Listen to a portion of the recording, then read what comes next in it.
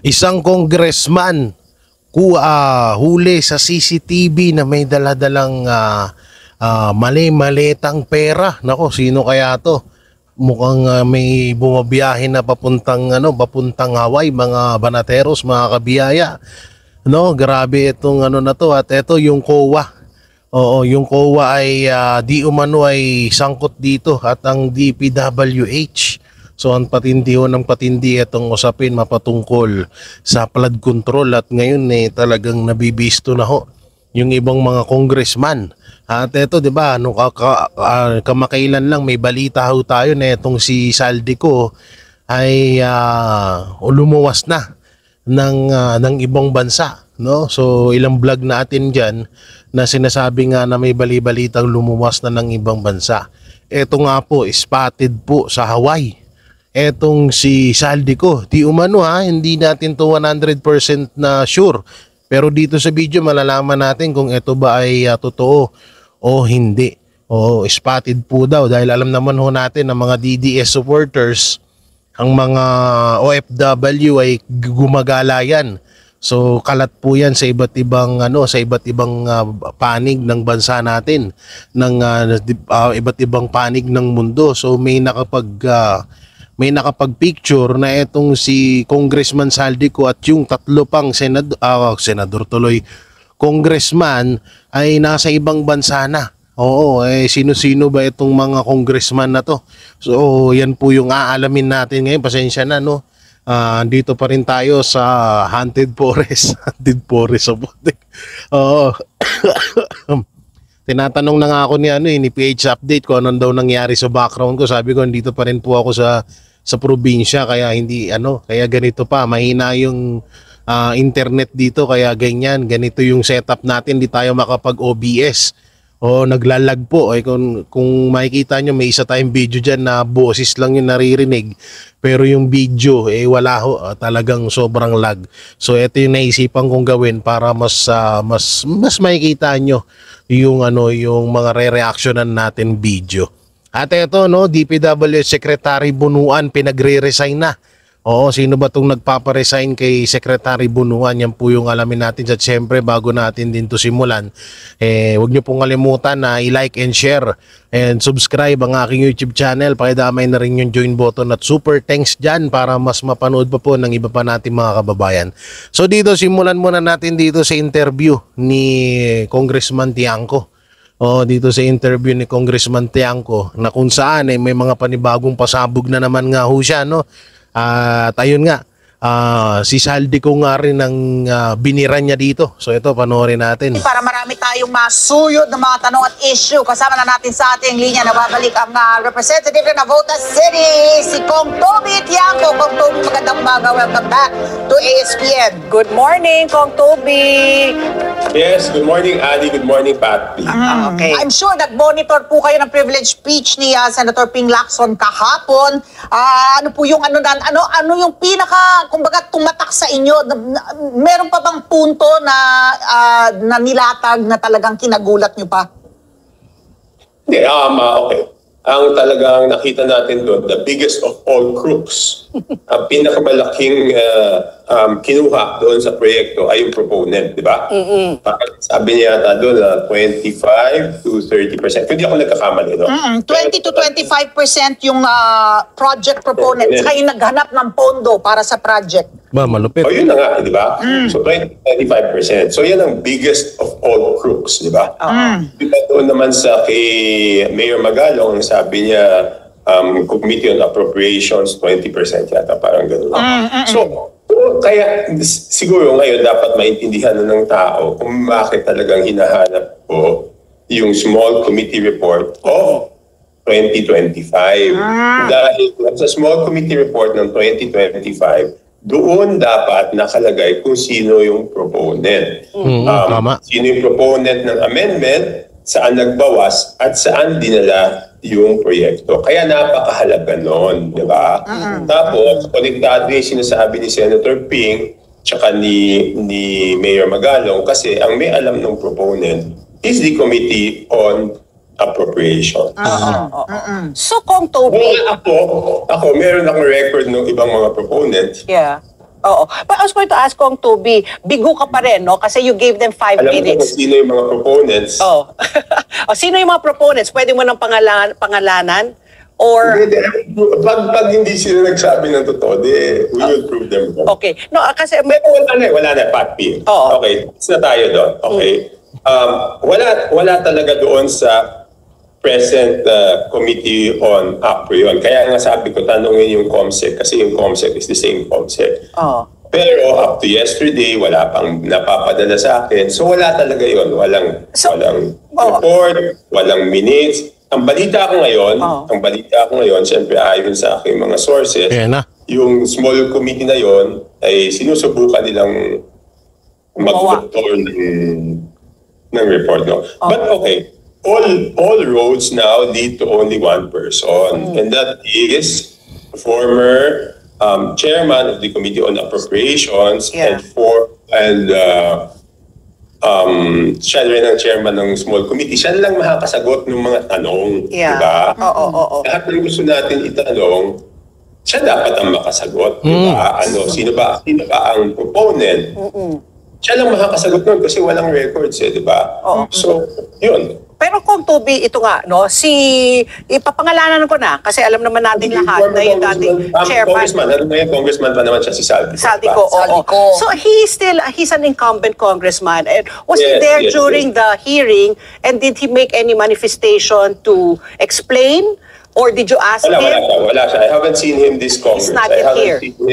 Hindi pa kami nagkita ever since nagsimula yung 20th Congress. Okay. So nung pag-monitor natin sa yung naturang hearing ngayon where you were adamant na talagang makuha po yung minutes nitong small committee, nitong 19th Congress in crafting the 2025 national budget now. And you see talaga yung resistance, the delaying tactic. I mean for me, nung inappoint si Mika Swansing na talagang awesome yung kanyang educational attainment, Harvard educated and all of that. And then very disappointing for her to say nung hinihingi mo nga yung minutes ng meeting ng small committee was we will take that under consideration. Sa totoo lang, ang dami rin talaga nabubunyag dito sa isyung ito No, katulad ngayon, ito si Swansing, grabe trending ngayon si Swansing. Kaso kawawa, mga siraulo ang mga Pilipino talaga, no. So, ginawang Ninja Turtle itong si Swansing ngayon. At naglabasan din na itong si Swansing may mga may mga ginagawang anomalya rin pala sa distrito niya. So talagang nabubunyag din ngayon. So dito nga alam nyo, ang makakasagot lahat ng katanungan dito sa issue ng flood control, si Saldico lang talaga. Si Saldico, malamang sa malamang kaya siguro yung kung halimbawa man na totoo yung balita na etong si Saldico ay nasa ibang bansa na o nasa abroad o yung sinasabi nila na nasa Hawaii. Siguro baka nagpaplano or gumagawa ng kanilang ginagawa yung kanilang plano na kung ano ba yung magiging sasabihin nila. Hanggang ngayon kasi tahimik pa rin si Saldico. Nilalagyan na nga siya ng poster na missing missing person. Dinaig niya pa yung mga kinukuha ng mga ban ng puting ban. Etong si Saldico mukhang puting eroplano po ang kumuha kay Saldico, no. So ngayon talagang hinahanap siya dahil siya talaga ang makakasagot dito. Dahil siya yung dalawa sila ni Martin Romualdez. Hanggang ngayon si Martin Romualdez nagtataka pa rin din ako sa ibang media na bakit hindi nila ata ma-interview etong si Saldico. No, bakit hindi nila ma-interview at etong si BBM bakit hindi niya tanungin yung pinsan niya na kung ano yung nangyayari talaga diyan sa flood control na yan, kasi si Saldico isa rin yan sa may alam diyan sa anong silbi niya bilang congressman kung wala siyang alam sa nangyayari sa flood control, di ba? So kailangan talaga magsalita na nila dito. Hanggang hindi sila nagsasalita, hindi matatapos yung sinasabing pagbibintang. Masasabi pa natin pagbibintang itong mga nangyayari ngayon kasi wala pa tayong sapat na ebidensya laban sa kanila na sila talaga yung mga magnanakaw sa sa budget ng flood control, no. So ang katanungan talaga din dito, ang pinakamalaking katanungan, nasaan na nga ba si Saldico? 'Di ba? Marami nang lumalabas ng mga picture, video. Sa totoo nga lang, may ipapakita ako sa inyong video mamaya na kung saan na ispatan nga daw, spotted sa Hawaii. Oo, spotted sa Hawaii etong si Saldico.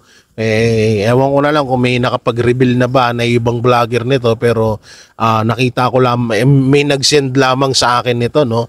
So tuloy natin ito sinasabi nila itong interview kay Congressman Tiangco. Consideration and you know, we are now in the 20th Congress, nangyari yan nung 19th Congress. So what are the chances na makukuha pa natin yung malaman natin Siyempre, transparency and accountability ito, di ba, Kong Toby? Paano yung next step natin para malaman natin kung ano nga ba yung pinag-usapan? Yung small committee ba nun, 4 lang? Nung 19th Congress? Yes, 4 lang nung 2025. Dati kasi, Ali, yung small committee na yan, hindi naman ganyan kaliit eh. Okay, for the record, this is not the first time I have questioned the budget. Isa pa to, si Suarez ngayon, guys. Alam nyo, lahat ng mga congressman ngayon viral sa iba't ibang social media platform, inilalabas ho yung kanilang mga baho. Eto din pala, etong si Suarez, may rin pala ito. May issue din pala mapatungkol sa pera, sa ayuda. Budget process. For the 2012 GAA, in 2012 age gap in the year 2011, first term congressman ako noon. Question ko na yung proseso. So, Aquino yan, Pinoy. Yes, 2014 age gap, so year 2013 yon. Tapos 2015 age gap, year 2014 yon. Question ko lahat yan. So, hindi nila masasabi ngayon na ako nag-question, no? And they can check again, we go back to the archives. Hanapin nila sa archives, nandun yung questioning ko. Pero yun nga, wala sa archives, di ba? Ito ngayon, yung hinahanap mo, wala sa archives. Yun yung masakit dun. Yeah, pero dun sa rules namin, it is incumbent upon the committee secretary to file the records in the archives 7 days after mapasa ang isang bill or 15 days after mag-close yung session. Okay. So, wala doon. So, talagang wala na ibang makakasagot nito eh. Hindi rin masasagot to ni Congresswoman Swansing. So, ang makakasagot na lang nito is si Saldico. Congressman Saldico. Pero Kong Tubi, ito yung tanong ko. Sabi mo nga, hinahanap mo sa COMSEC. Yung COMSEC ba, present ba talaga siya pag nagmi-meeting ang small committee? Nandun ba sila talaga? Yung COMSEC is present sa lahat ng meetings. Sino kasi kukuha ng minutes? Tama. Hindi, baka sila lang eh. Hindi pwede. Hindi pwede. Isipin mo naman, Congressman, magkukuha ba yun ng minutes? Di ba? Kasi sa amin, sa Congress, lahat ng committee meetings dyan, naka-record yan. Okay. May audio recording yan. Tina-transcribe yan, word for word, bago gawan ng committee report. So may transcript yan, kaya nga lahat yun wala di ba? So ang makakasagot lang talaga is si Kong Saldi. The reason I'm asking, Kong Tubi, kung nandiyan present ang COMSEC, kasi nga parang di ba, parang wala silang maipakita. So ako, feeling ko lang, kasi parang I don't want to put malice, but I will put malice. Ito lang yung masakit dito, no? Halatado na natin na itong mga politiko na to ay nagnanakaw sa kaban ng bayan. Pero bakit hindi sila matanggal-tanggal, ma-impeach o kaya makasuhan, no? Alam nyo, sa normal lang na Pilipino, ang bilis makasuhan ngayon eh. Pero sa ganito, wala. Dapat dito, binibigyan na ng ultimatum etong si Saldico na kailangan niya nang magsalita, mapatungkol dito. Hindi pwedeng tahimik-tahimik lang siya dito. Kasi pera ng taong bayan ang pinag-uusapan dito, budget ng 2025 at nung mga nakaraang taon pa. So hindi pwedeng tahimik lang siya dito, baka mamaya may mag-interview sa kanyang media, sabihin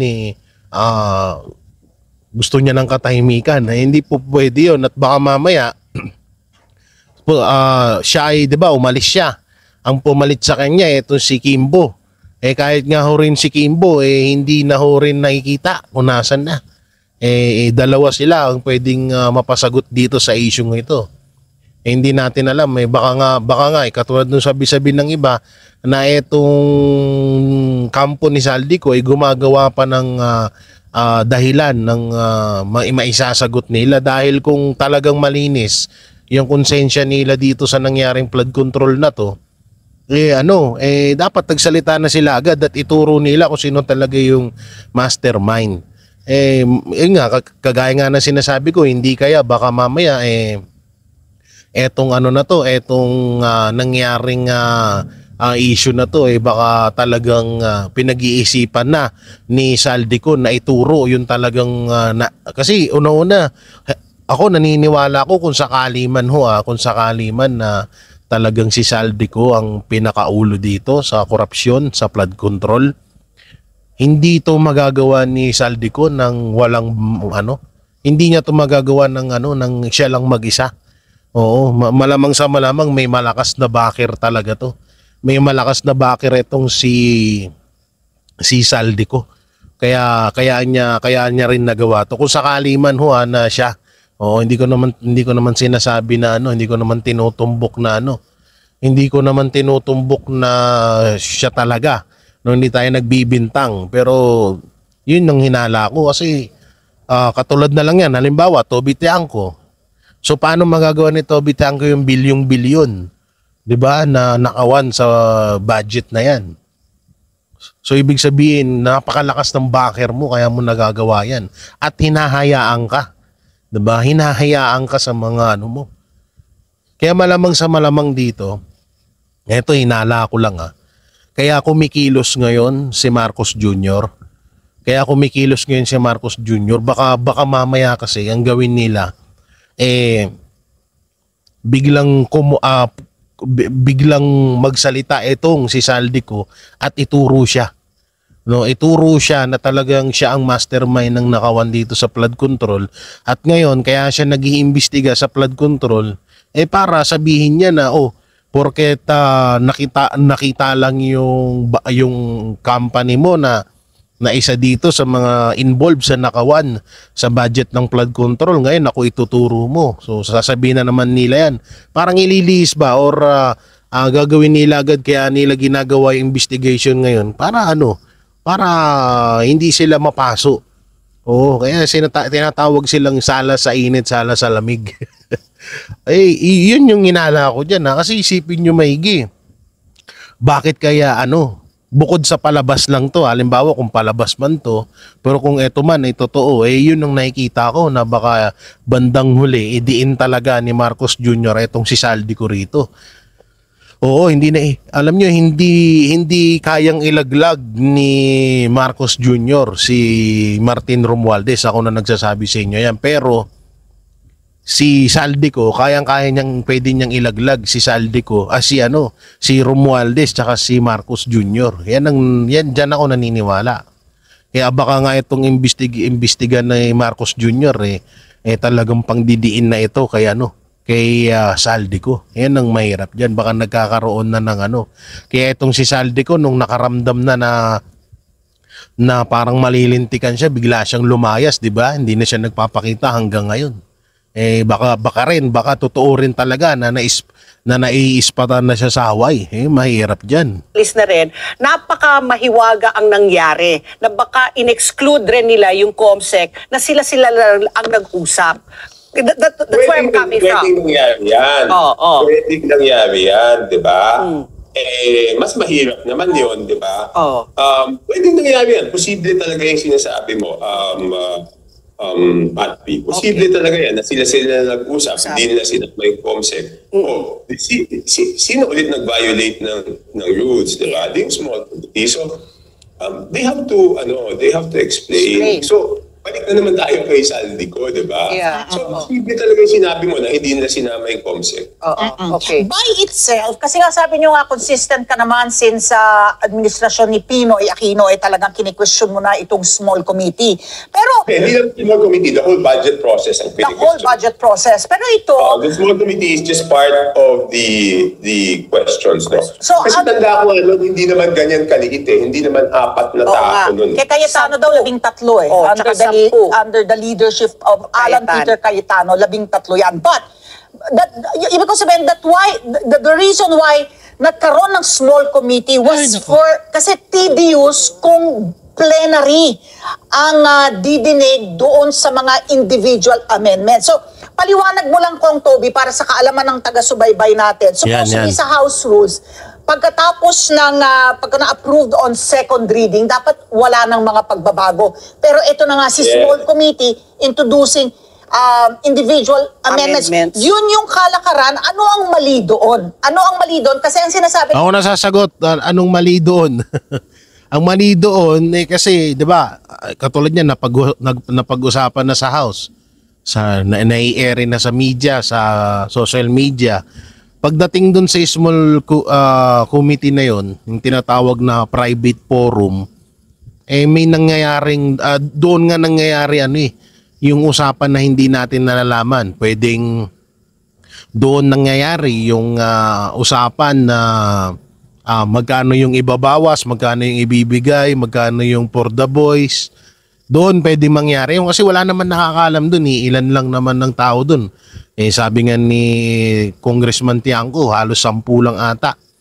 O baka hindi pa ang tao doon sa loob na yun. So, yun nung yun nung mahirap doon na sana nga sa susunod na mga matanggal yan. Yung small committee na yan. Baka mamaya, ito lang halimbawa lang. Pagdating ng budget doon, nung pag-uusapan, nandun si Marcos, si Saldico, si Romualdez, o si Abante, o sino ba? Di ba?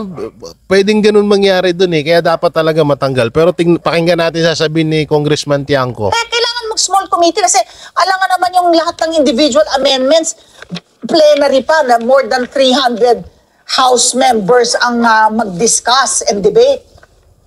Okay, ano yung mali doon? Isipin mo, nagsimula kami ng budget briefing ng August, ano ba nung Lunes? 18, di ba? 18. Yes. Kami October 8, di ba? Ilang oras ang ginugol ng mga congressman dyan. Pagkatapos niyan, pag napunta yan sa plenary, talagang pinagpupuyatan yan ng congressman. At ang gagawin po dyan, magkakaroon muna ng period of interpellation and debate, di ba? So magtatanungan, tapos magkakaroon ng period of committee amendments. So ibig sabihin, mga congressman nagpa-participate, tapos in the end pala, kahit anong sabihin mo, kahit anong gawin mo, pwedeng palitan ng 4 na tao, di ba? Ayun. Tama yun. Di ba? Inaprubahan namin on second reading, tapos papalitan lang ng 4 na tao. But the good thing that came out of this is, dahil release ko yung issue, ngayon, they committed in plenary na wala ng small committee, papalitan ng subcommittee on budget amendments. Tapos yung subcommittee on budget amendments will submit a report to the mother committee, which is the Committee on Appropriations, and the Committee on Appropriations will report it in plenary. And tinanong sila categorically, ang ibig sabihin nun ba ay kung ano yung aprubahan on second reading ay hindi na mababago. Sabi nila, yes. So ibig sabihin, pwedeng gawin. Hindi naman imposible. Ang tinatanong natin dito, imposible ba? Posible. Posible, but it takes time, di ba? Kaya nga I raised the issue noong after the SONA to give it. Kasi alam ko yung problema is time, di ba? Yes. So maaga pa lang, bilang tulong ko at suporta, sinasabi ko na maaga pa lang, sinabi ko na yung concerns ko para maplanuhan. Of course, noong una may resistance, di ba? Pero ngayon nakita nila na yun na nga, pwede naman gawin. Pwede. Oo. Kung Toby, isa pang nagulat dun sa report ni Senator Ping Lacson, itong si Congressman Panaligan. He's very low key, and yet the revelation that the bombshell that Senator Ping dropped yesterday was kagulat-gulat. So yung mga ganito, how does it work sa Congress po? Kasi sinasabi nakakuha siya ng 3.6 billion worth of projects while proudly lists Laki nun, 807 million, all of which is attributed and owned up by the office of the congressman. Si Panaligan ba, malapit ba ito sa kusina na nakakakuha siya, naka-corner siya ng ganung kalaki? Tama ba yung yung pag-distribute ng budget sa kanyang distrito? Hindi, talagang nagulat. I mean, alam ko na yun, di ba? I think those were one of the districts that I didn't want to name kung kaninong distrito, di ba? When you interviewed me. Okay. Because bibigyan nga natin ng benefit of the doubt, di ba? So, sabi mo nga, low-key siya. Ang makakasagot lang, babalik tayo dun sa proponent, wala tayong ibang pupuntahan dito. So, ang makakasagot lang, kung si Congressman Panaligan ba ang proponent niyan o iba ba ang proponent niyan is si Congressman Saldico. So, balik tayo. So, umiikot lang talaga lahat, no? Umiikot talaga ang lahat ng tawag dito ng usapin mapatungkol dito sa mga budget na to. Kay Congressman Saldico talaga ang bagsak. So ulitin ko, asan na ba si Congressman Saldico? Yan ang pinakakatanungan diyan. Ay, doon siya lang makakasabi sino may proponent yan. Pero sa pag-alam mo, malapit ba siya kay Kong Saldi na napagbibigyan ang kanyang mga request para sa flood control budget? Alam mo, hindi ko binabantayan yung mga... Hindi naman ko binabantayan. Tanong ko na lang ito, Kong, ha? Ito na lang. Kasi nga, ito ngayon, dahil nga dito sa ingay na nitong 2025 as the most corrupt budget ever in the history of the Philippines, ito na, budget reform. Okay, moving forward, hindi na. So ito na, pagkatapos ng approval na on second reading, wala nang mga pagbabago. But, interesado pa ba tayo for the transparency and accountability na nangyari sa 19th Congress? Ay, oo, para sa akin, oo. Itutulak pa rin natin yon. Of course, because... Oo, hindi, sa totoo lang dapat talaga dahil andun doon talaga nagsimula yung tinatawag na corruption doon sa 19th Congress. Kasi itong 20th Congress, dito na medyo umatras na sila, medyo naalarma na kasi sila. Medyo tinatawag na nakahalata na sila na nasisilip sila, no? At talagang halatado. At nahalata rin nila na, teka lang, atras muna tayo dito ha. Medyo nahalata na tong pagnanakaw natin. Kaya dapat lang talaga na yung na talagang busisiin yung na yan, yung mga nangyari dyan sa 19th Congress na yan. Diba? Pero ng taong bayan yan So kung mali siya ginastos, kung mali siya ginastos, then, may problema kasi pera ng taong bayan yan. Tama. If you will look at the pie, di ba? Tingnan natin yung sinasabi na, di ko alam magkano yung contractor's profit, 8-10% ba? Parang ganun, di ba? Ang contractor's profit is 8 to 10%. 8 to 10%. 8 to 10%. Laki, no? 8 to 10% din yung sa district engineer.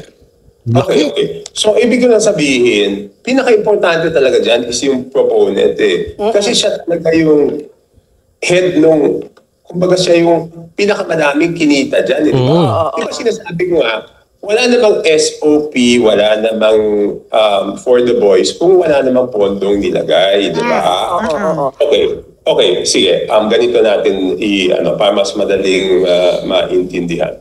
Pinangalanan natin yung 15 contractors. They got 8 to 10%. Paano yung nakakuha ng 20 to 25? Mas malaking nakuha nun. Ni Senator Ping doon, proponent, ang sabi naman ni Mayor Magalong is Committee on Appropriations, di ba? Yeah. Okay. So, if Mayor Magalong used the word Committee on Appropriations, it all goes back again to Saldico. Because not a Committee on Finance, because ang equivalent kasi ng Committee on Appropriations sa Senate is Committee on Finance. Wala silang Committee on Appropriations doon. Meron silang Committee on Finance. Ito na lang, isang tanong na lang natin. Okay, yung mga congressmen, natural, di ba sinabi ko naman, kung ano hindi kayang pondohan ng lokal na pamahalaan, trabaho ng congressman na subukan mapondohan ng national government. So, they will try to be proponents for more projects in their districts, di ba? Yeah. Okay. Ang makikita mo, yung obvious na may kalokohan is kung isang congressman, siya ang proponent, tapos hindi niya din nila sa distrito niya. So bakit mo hindi dadalhin sa distrito mo yung Yung project oo. na nakuha mo. Yeah. Di ba dapat para sa bakit mo dadalhin sa ibang distrito? Hindi mo naman botante yun. Hindi, tsaka ano, no, tsaka isa pa, bakit pa kailangan sa ano, 'di ba? Bakit pa kailangan dumaan sa congressman, sa mga kongresista itong budget ng distrito? Yun yung isa sa pinaka ano isa sa pinakamalabong nangyayari din dito 'Di ba? Hindi ba pwedeng magtalaga ang ano at saka kung ano nga kung yung kay PRRD nga na yung pagkidnap nga ng administrasyon kay Pangulong Duterte pagdala sa dahig ginastusan ng ilang milyon, 'di ba? May private jet pa.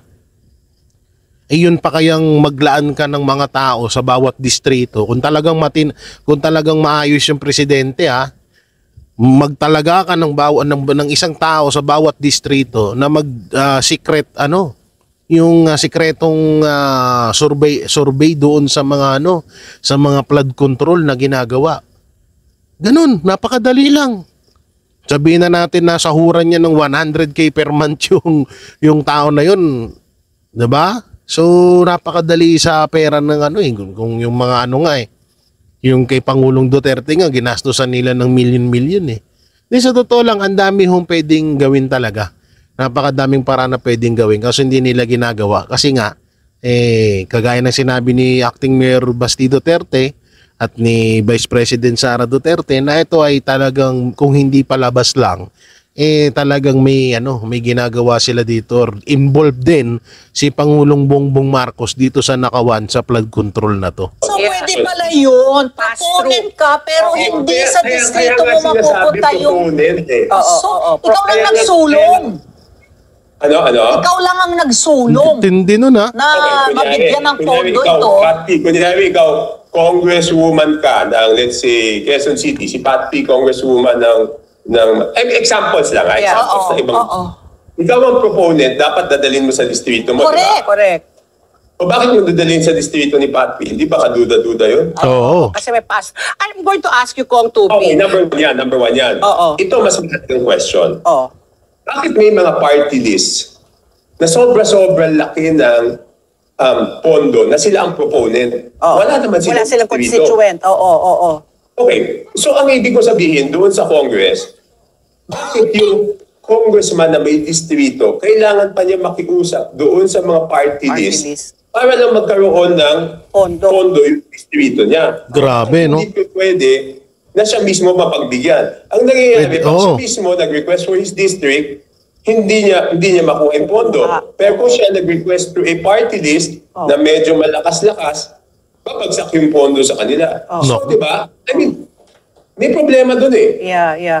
Kung Tubi, kanina binabanggit mo yung pangalan ko, Saldi. Wala rin humang pananagutan si Speaker Martin Romualdez. Kasi kasama rin po siya dito. Ito yung napakagandang katanungan. Ito sa small committee. Di ba yung nangyayari parang dalawa-dalawa? The Speaker of the House and the Chairman of Appropriations. Ha? Hindi kasama sa Speaker sa small committee. Hindi siya sumama.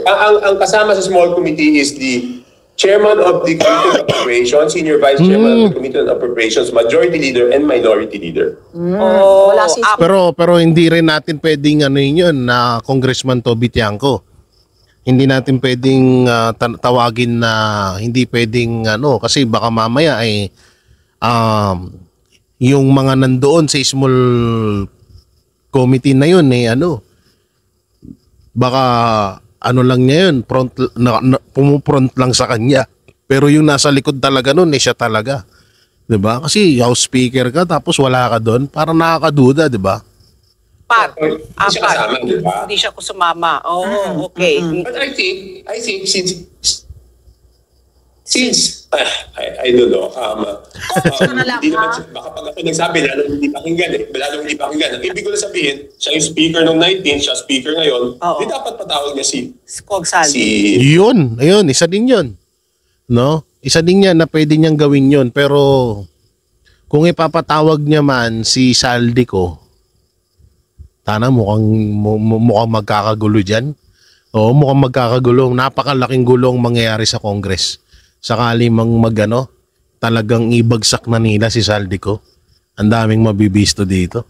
Saldi, di ba? Oo. Ano ang liability if ever, Kong? Pardon me? Ano ang liability if ever? Ano ang nilabag dito sa ano na to nakagawian na ito, nababawasan ito. Itong mga realignment and mga insertions na ito, ano po ang nilabag? Ano ang nilabag? Nung insertion o Nung let's say, sabihin na natin sa small committee, yung mga tao na nag-magic, gumawa ng salaman. And then my point being, Yung mga taong gumawa ng Salamangka Magic, ayos ah. ito, yung nangyayari na to na final version ng House, may final version ng Senate, at the end of the day, yung sa BICAM pa rin lalagpak di ba? Kung if they're going to approve it. Buti sinabi mo yung BICAM, okay. Ang budget process is NEP, di ba? NEP. Magsimula tayo sa NEP. National Expenditure Program. That is the executive budget. That is the budget of the executive branch presented to Congress, to the House. Kasi hindi naman, yung budget must emanate from the House. Hindi naman pwede magsimula yung Senado ng budget hearing kung hindi pa pinasa ng House of Representatives, di ba? Correct.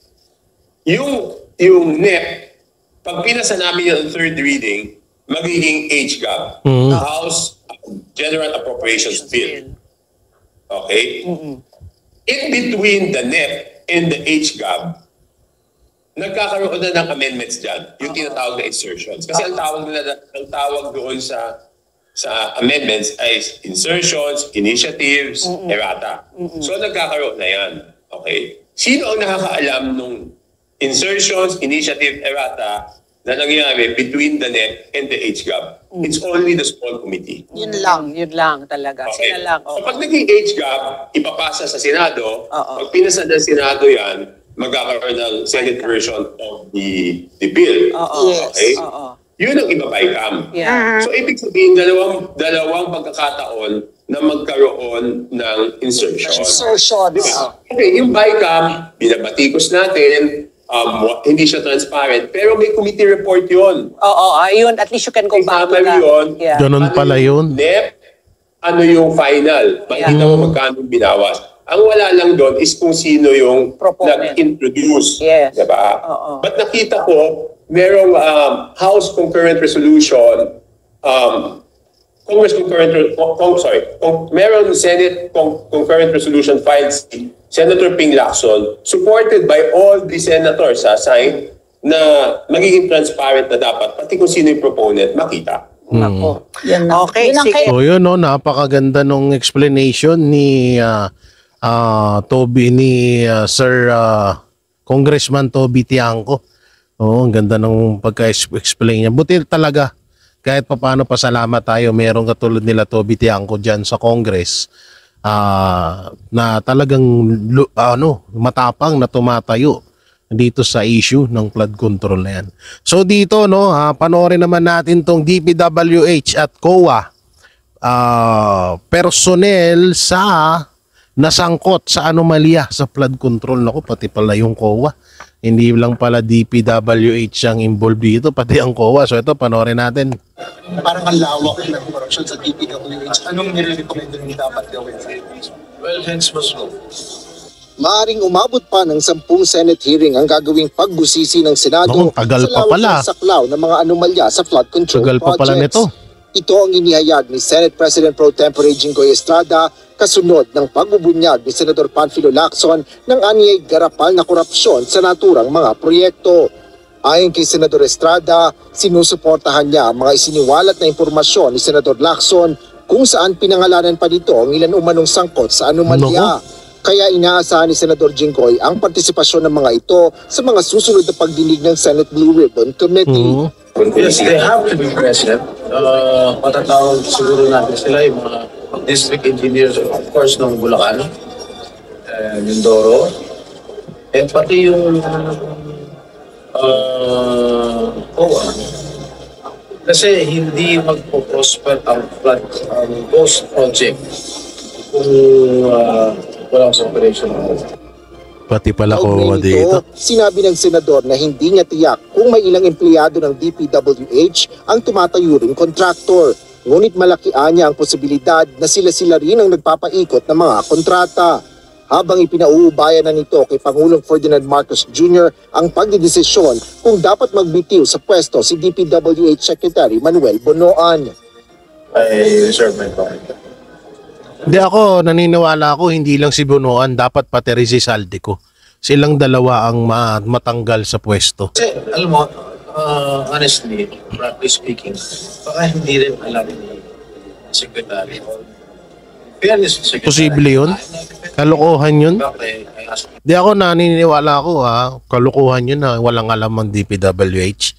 Walang alam si Bonoan. Di ako naniniwala dyan. A lot of questions from yesterday. I'm not defending him. Pero baka hindi lang nalalaman ni Secretary Bonoan yung mga nangyayari sa mga. So hindi naman dyan mga monitor yan. Yan lang, ang problema yan, kung ang responsible. That is his responsibility as Secretary. Agarang pagbibitiw naman ng kalihim ang hinihingi ni Kamanggagawa Party List Eto na. Representative Eddie San Fernando. Pangunahing dahilan nito ang bilyong-bilyong pisong halaga ng Ghost Flood Control. Alam nyo, bilib din ako dito sa ano na to sa congressman na to.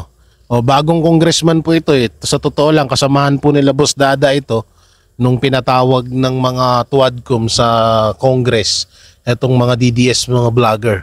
So itong si Congressman Manggagawa na to, isa rin ho ito sa nagtatanggol or talagang maaasahan natin niya sa Congress. Projects ng ahensya sa ilalim ng kanyang liderato. Mr. President, PBBM, sibakin nyo na po si Secretary Bonoan dyan sa DPWH. Kayo na po ang nagsabi, galit na ho kayo. Kami rin po ay galit na dahil Totoo pera yan. ng mga manggagawa at ordinaryong Pilipino ang pinag-uusapan dito. At sinong ahensya ba ang nasa ulunan yung mga maanumalya na flood control project? Hindi pa DPWH? Para naman kay Bacolod Lone District Ito na, Representative nagtulong-tulong na. Benitez, ang prinsipyo ng command responsibility ang humihingi ng pagbibitiw ni Bonoan. Paliwanag ng kongresista, kung ang simpleng bagay na ganito ay hindi nakikita, maaari niyang marami pang kritikal na Oo. proyekto ay may katulad na estado. Hindi, totoo yun. Kung itong simple nga lang, di makita-kita yun pa kayang mas malalalim pa dito. Kaya dapat talaga masolusyonan to. Gayaan niya ng sinabi ng Pangulo sa kanyang sona, buwelta nito kay Bonoan ay mahiya naman ito at magbitiw na sa pwesto. Naku po, marami ng pero ang pinagtataka ko ho dito, bakit ngayon lang kaya bakit ngayon lang kaya kilos itong mga congressman na to, no? So ito yung yung isa sa mga nilahad ni Ping Lacson, panoorin din natin. Sabi ni Lacson, madaling nasisira ang mga proyektong lumolobo ang budget dahil sa katiwalian. Mas malala pa raw ang ilang proyekto sa Bulacan dahil pawa mga ghost o guni-guni lamang daw. Ang detalye sa balitang hatid ni Mark Salazar. Flooded Gates of Corruption, ang titulo ng privilege speech ni Senador Panfilo Lacson tungkol sa pangungupit sa flood control projects. No. Wala pa raw sa kalahati ng pondo ang napupunta mismo sa pagpapatayo ng proyekto. Pagkatapos magpartihan ang mga nangungupit at ang pinakamalaki raw na cut sa politiko na nagsulong sa proyekto. Nako. Lo and behold, Mr. President, 20 to 25% ang karaniwang napupunta sa funder o project proponent na politiko. Mr. President, ang matitirang pondo para sa pagpapatayo ng proyekto ay napakaswerte ng umabot sa 40% o 40 million pesos alisunod sa ating halimbawang 100 milyong pisong pondo para sa proyekto. Tinukoy ni Lacson ang isang kongresista sa Oriental Mindoro na nakakuha daw para sa kanyang distrito ng 10 billion pesos o mahigit kalahati ng flood control project ng kanyang probinsya. Puro hinugot umano sa unprogrammed funds. Grabe, Pero no? sira-sira na raw ang mga estruktura. Halimbawa itong sa Nauhan, Oriental Mindoro na pinuntahan ng kanyang team. Mula sa aming sariling footage, kitang-kita ang mga bahagi ng road Wasak-wasak. type na ginawa noong 2024 na gumuho.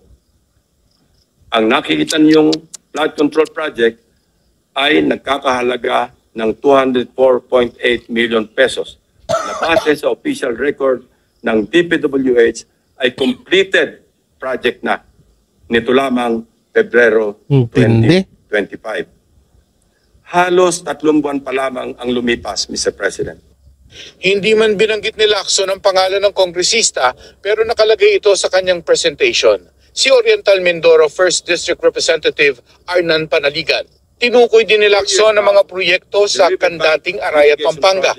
Ang isa pinondohan noong 2023 ng 91 million Grabe, pesos. ano na lang, Pero makalipas pabagsak ang isang na. taon, kailangan na itong i-repair at pinondohan ng 2 ulit na 91 million pesos. Ehemplo daw ito ng double insertion na ginagawa ng mga mambabatas. Aba, at nawili na ang funder ng Edma Reconstruction na siyang Grabe, palaging oh. nananalong kontraktor sa kandating Arayat, Pampanga. Naglagay pa ulit ng 100 million pesos ngayong taon. Buti na lang, pinigil ng Malacanang ang pag-release ng pondo. Kaya ito pala, ganito kasi yung ginagawa dyan eh. May napanood po akong video, hindi ko lang mapakita dito, pero may napanood po akong video na kung paano gawin ng mga flood control. Hindi ko lang na-save kanina eh, pero siguro abangan nyo na lang sa Facebook page ko, no? Diyan sa J. Guevara, wag po yung J. Guevara TV, J. Guevara po. Ang picture po ay nakamotor at cover photo po ata si kaming mga Banateros brothers. Hindi ko lang matandaan kung ano yung cover photo no. So yun nga doon ko na lang ipakita yung video na yun. Doon nakikita nyo na itong mga flood control, binubuhusan lang pala ito ng semento na matabang tapos tatapalan ng mga bato. Wala nang bakal-bakal. Ganun kalupit ang ganun ka walang iya ang ginagawa nila dyan sa flood control na yan. Kaya ang nangyayari, gagawin ngayon, sa susunod na taon, re-reparin kasi nga, wala ngang bakal, walang maayos na pagkakagawa doon sa mga project. Ganun. Kasi doon sila nagkakapera eh. Kapag pagkalipas ng isang taon, magkaroon ulit ng project, additional income na naman sila. Kaya hindi nila tinitibayan yung mga flood control na yan. Grabe rin daw ang pork barrel insertion sa Bawan River Basin sa La Union dahil halos 1 bilyon ang nakuha ng Nagilian habang 623 million ang sa Bawan na pareho namang binabaha pa rin. Sa aming masinsing pagkalkal ay natuklasan naming isang kontraktor ang naawardan ng lahat ng packages na ito. Ang Silver Wolves Construction Corporation. Sino kaya na naman congressman yan? Distinguished colleagues. Ito ang nabanggit kong pork barrel insertions, Mr. President. Pero sa Bulacan daw ang pinakamalalang nakawan. Puro kasi ghost project daw doon. Sa Malolos, 2 proyekto sa 2 barangay na tig 77 million ang halaga. Grabe. Ay guni-guni lang. Ang tindi. Sa Hagonoy, 4 na proyekto na tig 77 million din ang hindi talaga ginawa. Grabe, 2 no? kontratista raw ang kumuha ng mga proyektong ito. Ang Wawaw Builders at Darcy and Anna Builders. My office is willing and ready to provide the names of the members of this well-organized syndicate inside the Bulacan. Alam niyo kung bakit ganyan katindi, ganyan kawalang ya itong mga kontraktor na kumuha lang ng pera tapos hindi nila ginawa yung proyekto. Unang-una sa lahat, hindi kasi sila natatakot sa administrasyon. Kung panahon to ni Pangulong Duterte, hindi nila gagawin yan. Tanungin niyo kung bakit. Tangina baka ilibing ka ng buhay nun. Ni Pangulong Duterte pag ginawa mo yan sa panahon niya. Unang-una kasi talaga dito, kailangan talaga na takot. Takot ng mga sa namumuno. Kaso yung ibang mga congressman, wala sila eh. Yung mga kontraktor, wala silang takot sa presidente. Hindi sila natatakot. Alam nilang mahinang presidente yung nakaupo ngayon eh. First District Engineering Office, including probable witnesses to testify against them if and when the appropriate authorities will open a formal investigation into these morally wicked schemes to defraud our people of their hard-earned taxpayers' money. Sinusubok pa namin kunan ng pahayag ang Wawaw Builders at Darcy and Anna Builders, pati ang Bulacan Grabe, First District 92 million, Engineering no? Office. Pinabulaanan naman ni Congressman Panaligan na may kinalaman siya sa questionable Ito na. proyekto. Hindi raw siya nag-propose ng mga proyekto at nakita lang niya Naku po. nakalista ito sa National Expenditure Program. Nagtatanggihan na sila ngayon.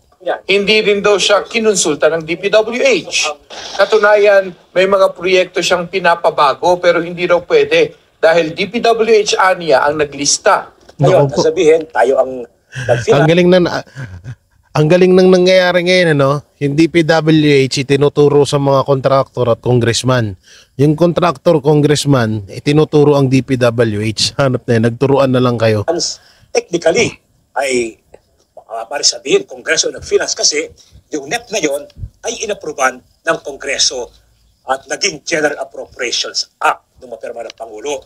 Kaya parang Congress ang nag-finance niyan, pero ang reality, ang actual practice na nangyayari ay ang listing, identification, and prioritization of flood control projects ay nanggagaling sa DPWH. Wala raw taga Mindoro sa mga kontratista na hindi rin niya kakilala. Nako. Noong July 2024, sumulat pa siya sa DPWH para ireklamo ang nasirang proyekto at siguruhin ng DPWH na pasok ito sa standard. Grabe, Ay, in oh. the sense na nasira, ay pwede natin sabihin na anomalous nga. Kasi nasira ang mga proyektong yan. Mark Salazar. Ang tindi, no? Tindi nung ano? Ang tindi nung nakawan talaga dito sa dito sa flood control na to, no? So yun, ang makakasagot talaga nito ay itong si Congressman Saldico. So ang tanong diyan, nasaan na ba siya? Ayun yung isa sa pinakatanong diyan. Oo, dapat na siyang, kailangan niya na talagang magsalita mapatungkol dito dahil talagang siya ang hinahanap dito para masolusyonan at malaman natin kung ano ba talaga ang at malamang sa malamang may inaantay ho tayo kay Saldico na pasabog at malamang sa malamang may kagulatan na pangyayari dito. So yun, at ano rin po ba ang may kukomento nyo sa isyung ito at sa di umano'y spotted kay Saldico sa Hawaii? Hindi natin alam kung yan po ay totoo o hindi, pero dahil hanggat hindi po siya nagpapakita, tayo po ay makakapag-isip na wala na talaga siya dito sa Pilipinas. So i-komento nyo lang po dyan sa baba ang inyong komento at babasahin natin yan mamaya. At syempre, pakidamay na rin yung like and share natin yan, pati yung join button at bell button para lagi kayo updated sa ating mga video araw-araw. So maraming salamat. Ingat kayo palagi. God bless and peace and bye-bye. Yan ang Banatero, walang inuurungan. Pag tama palakpakan, pag mali ay babanatan. Yan ang Banateros, boses ng ordinaryong Pilipino. Banateros ay walang makakaawan. Walang inuurungan, Banateros ay tinutulungan.